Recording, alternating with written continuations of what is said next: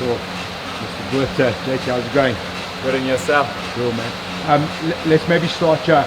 A lot of people that will be tuning into EFC don't necessarily follow the amateur scene so much, or they wouldn't know too much about you.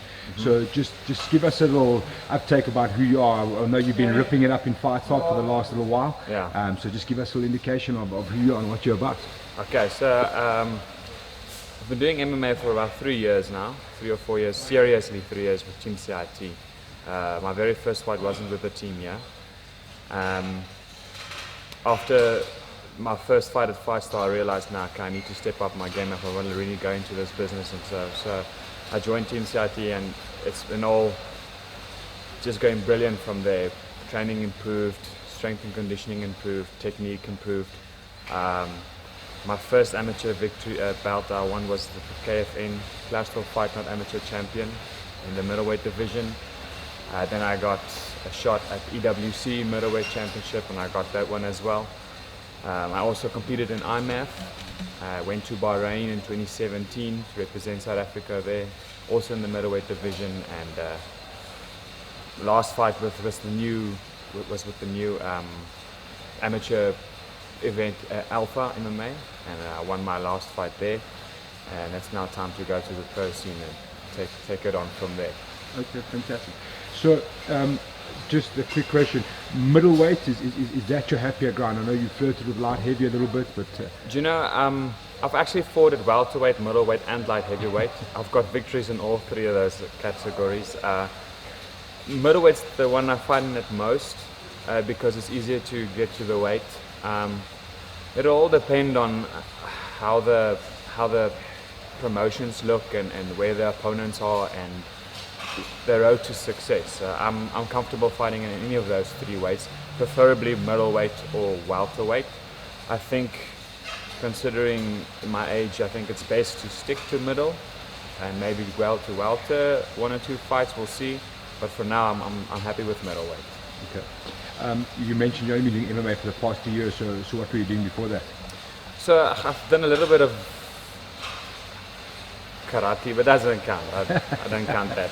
I did some wrestling, also a very short while. I played a lot of rugby. I've always been into fitness and training, so it's always been part of my daily routine to train.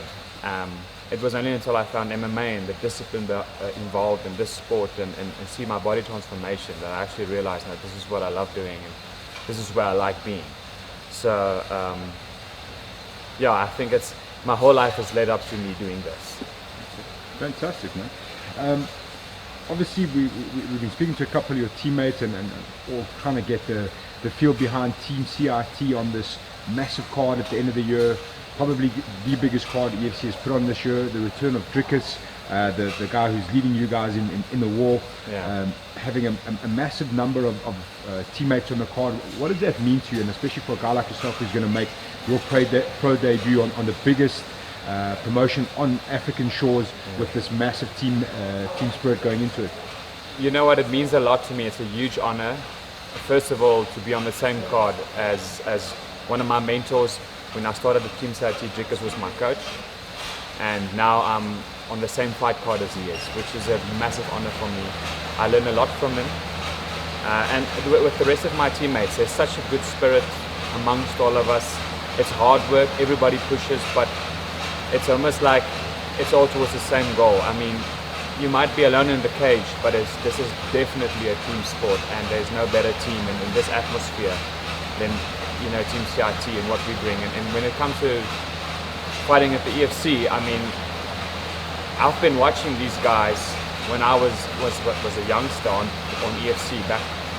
I mean, when Drickus was still on prelims or early in the fight card, and it's such an honor to now be part of this big promotion, and also it's finally like a dream come true.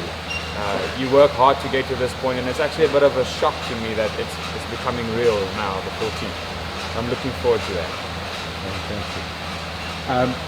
Like I said, there's a lot of fans that are fans of EFC, but don't really pay too much attention to the amateur side. So with that in mind, for people that haven't seen you before, what can they expect from you in terms of a fight style? In terms of fight style, I wouldn't say I'm one specific fight style or one dominant martial art. We tend to focus on everything. But what they definitely can expect is my full 100% effort, everything put in. I refuse to go out of that cage with either my hand lifted or having given everything. I always say, if my opponent wins, he's going to turn around and he's going to tell me, listen, you gave me the hardest fight of my life. Otherwise, I'll win. But they can expect 100% effort and fireworks.